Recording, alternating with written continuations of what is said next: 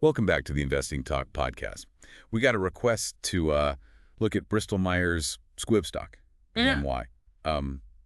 You know, trying to figure out what to do, right? Hold, buy more, sell, all those tough questions, and you've given us a lot to work with. Technical analysis, news, market trends. So let's jump in. The first thing that I saw right off the bat was that Bristol-Myers Squibb is up 7% this year. Even though the market's kind of shaky right now. Well, yeah, I think it's important to look at the context here. These tariffs, they're creating a lot of uncertainty, right? And investors some are getting nervous, and they want to move their money to safer places. Pharmaceuticals, right? Those are usually considered pretty safe. Yeah, especially when the economy is uncertain. Yeah, right. And Bristol-Myers Squibb's 7% gain, it looks even better when you think about the S&P 500. That's down 1%. It seems like they're doing okay, despite everything. Something else we noticed, the CEO of Bristol-Myers Squibb, he recently bought a lot of stock. That's right. Christopher Borner. He bought over $110,000 worth of shares. That's got to be a good sign, right? I mean, I would think so. Yeah, it often suggests that that the CEO has confidence in the company's future. They must believe things are gonna be good. Yeah, for sure.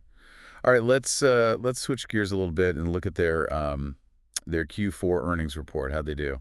Mixed bag, really. They beat expectations, both earnings per share and revenue. That's the good news. Risen by what? Well, their growth portfolio, they've got drugs like Breyanzi and Camzyos and Opdualag, newer drugs doing well. Okay, so what's the not so good news? Their 2025 guidance, it was lower than analysts were expecting. Okay. Well, their legacy portfolio, drugs like Revlimid, they're facing competition from generics. Sales are going to drop. It's going to happen. So it's like this tug of war. New drugs are doing great, old drugs not so much. What else is happening with Bristol-Myers Squibb? Well, some good news just came out, actually. The FDA approved their drug Cobenfy for schizophrenia. Cobenfy. Big potential there, right? Yeah. I read somewhere peak sales could be over $7 billion. Oh, yeah. Huge potential. And they're also looking at Cobenfy for Alzheimer's-related psychosis. Data from late-stage trials should be out, I think, later this year. So they're really they're shifting focus, it seems like, towards these high-growth areas. Yeah. Definitely. Oncology, too. They got approval in Europe for their Opdivo Yervoy combination therapy for liver cancer. The FDA is looking at that one, too, right? For colorectal cancer. They are, yep. Lots of potential, but of course there are always risks. Can't forget about those. Wow. Well, like we were saying, generic competition, it's a big problem for their older drugs, and it's not going away. Right. And what about the bigger economic picture? How does that play into all this? It's a factor for sure, this economic uncertainty, especially with these new tariffs. It could impact healthcare spending, how much people are willing to spend. But you got to remember, the pharmaceutical industry, it tends to be pretty recession resistant. People still need their medicine, even when times are tough. Okay, that makes sense. Now, the technical analysis, these reports we have, they're talking about resistance around $63. What's that all about? Yeah, so the stock hit that $63 mark a couple of times, but it hasn't been able to break through.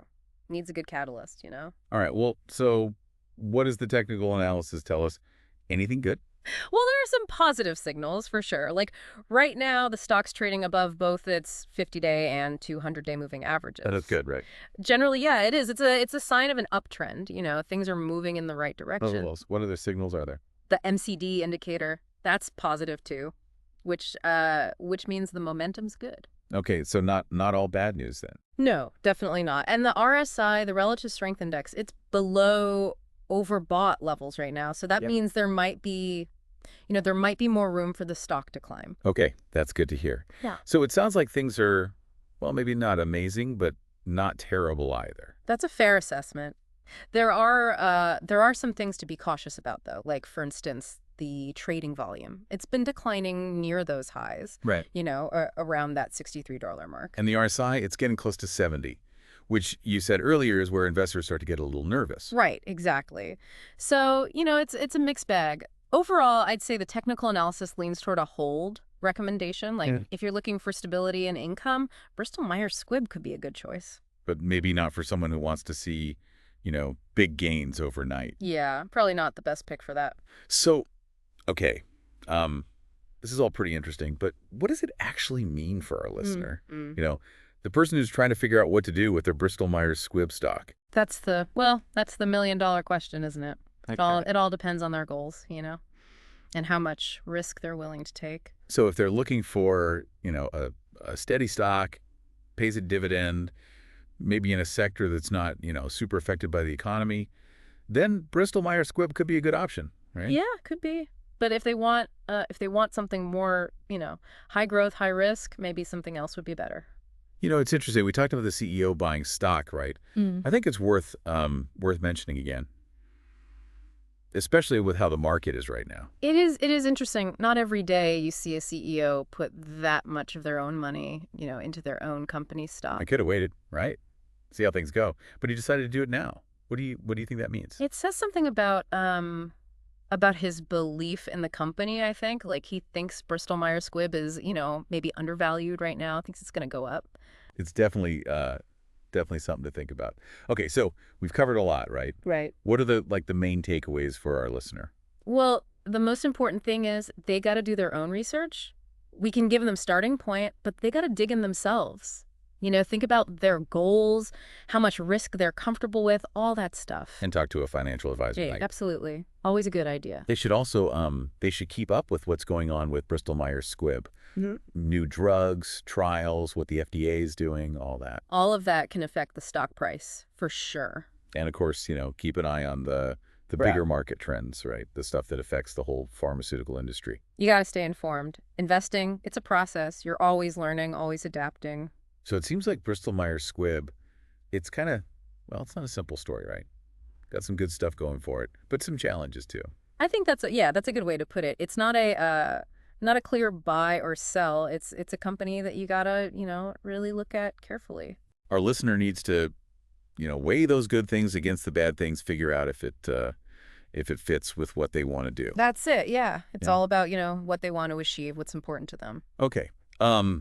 Let's talk about the CEO stock purchase again. I know we mentioned it, but I think it's worth spending a little more time on. It's not every day you see that, right? A CEO putting that much of their own money in, especially when the market is, a little crazy. Yeah. What do you make of that?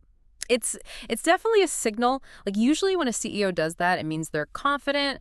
They think the company's going to do well. Like, maybe the stock is too low right now and they expect it to go up. And it's happening now, right? Well, things are uncertain, with these tariffs and everything. Right. That could make it even more significant, like he could have waited, but he didn't. Maybe he's really sure that Bristol-Myers Squibb can handle these problems, and come out ahead. Like he's saying, I believe in this company and I'm putting my money where my mouth is. Yeah, pretty much. It's a real sign of confidence, not just words, real money. So our listener, what should they take away from this? Does it mean they should buy more Bristol-Myers Squibb stock? Well, I wouldn't say that for sure. It's definitely something to consider, It's a good sign, but it's just one thing. We're always saying, do your own research, right? Look at everything, the financials, the new drugs they're working on, the competition, the whole economy, even who's buying the stock. It's about the whole picture, right? Right, exactly. Got to see the whole thing to make a good decision. Okay, let's shift gears again. Let's talk about Bristol-Myers Squibb's drug pipeline. You mentioned oncology and Alzheimer's. What specific drugs are they working on? Okay, so for oncology, they've got a lot going on. Different drugs, different stages of development, all aimed at different types of cancer. Opdivo, we talked about that. It's an immunotherapy drug. It's already approved for a bunch of cancers like lung cancer, melanoma, kidney cancer. And they're doing trials to see if it works for other cancers too, like liver cancer, colorectal cancer. Right? And they're combining Opdivo with another drug, right? Yervoy. Yeah, that's right. The Opdivo-Yervoy combo, it's showing good results for some cancers. They got approval in Europe for it for advanced liver cancer. And the FDA they're looking at it too for colorectal cancer. So yeah, there's a lot of potential there. What about their Alzheimer's drug, Cobenfy? We talked about the FDA approval for schizophrenia, but what about their Alzheimer's research? Cobenfy, it's a really interesting drug. It works in a different way. It targets this protein in the brain that they think is involved in Alzheimer's. It's early days, but there's a lot of hope that it could slow down Alzheimer's, maybe even stop it. That would be huge. It would be. Alzheimer's, it's It's a terrible disease, right? Affects so many people, families, the whole healthcare system. If they could find a way to, to really treat it, that would be a major breakthrough. So they're in those late stage trials now, right? For Alzheimer's related psychosis. Yep, that's right. Should have data later this year. We'll see. We'll see what they find out about how well it works. Something for investors to watch for sure. Definitely. Those trial results, they could really affect the stock price, If it's good news, investors get excited, the price goes up. But if it's bad news, well, the opposite could happen. Exactly. You got to understand both sides, right? The potential upside and the potential downside. It's all part of investing. It sounds like Bristol-Myers Squibb is at a turning point, There's a lot of potential, but there's some big hurdles too. Yeah, that's a good way to think about it. It's a tough industry, lots of competition. And those generic drugs, they're putting pressure on their older products, but they're spending a lot on research and they've got a lot of new drugs in the pipeline. Drugs that could, really help people. So for our listener, the one trying to figure out what to do with their stock, what's the takeaway? I think it comes down to, like we were saying before, their goals, their risk tolerance, and what they think about the company's future. If they want stability, a good dividend, maybe Bristol-Myers Squibb is a good choice. But if they're looking for, for a high growth, high risk stock, maybe there's something better out there. Makes sense. You got to find investments that match what you want, right? Okay, well, we've gone over a lot today. In market, Bristol-Myers Squibb's financials, their new drugs, the technical stuff, even the CEO buying stock. I hope our listener, I hope they understand Bristol-Myers Squibb a little better now, and can make a good decision about their investment. Me too. And one more time, always do your own research. Talk to a financial advisor.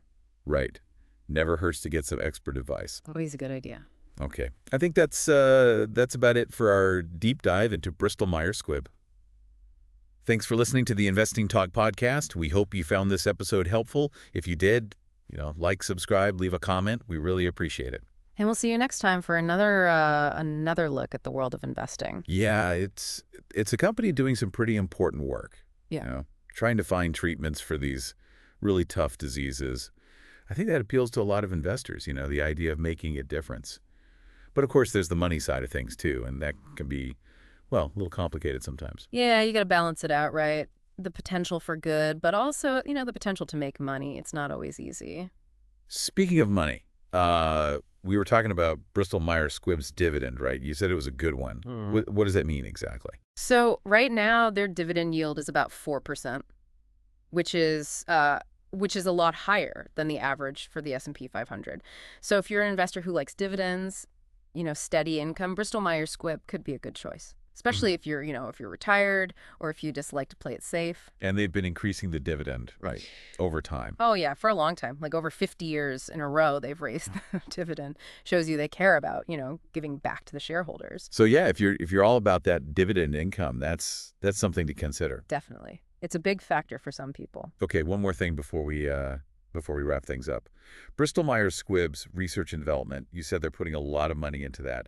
How much are we talking about? They're one of the biggest spenders in the whole industry, actually. Billions of dollars every year, all going into, finding new treatments. They're really committed to this, to finding new ways to help people. And that's why they have such a strong pipeline of new drugs, right? Exactly. We talked about some of them in oncology, immunology, cardiovascular disease, all kinds of stuff. That's where their future growth is going to come from, those new drugs. All right, so as we finish up our deep dive into Bristol-Myers Squibb, what are the big takeaways for our listener? Well, it's not a simple company, They've got good things and bad things. They're a leader in the industry. They've been around a long time. They're good at making new drugs, and they take care of their shareholders, but they've got competition, prices are always a problem, that kind of stuff. It's a mixed bag.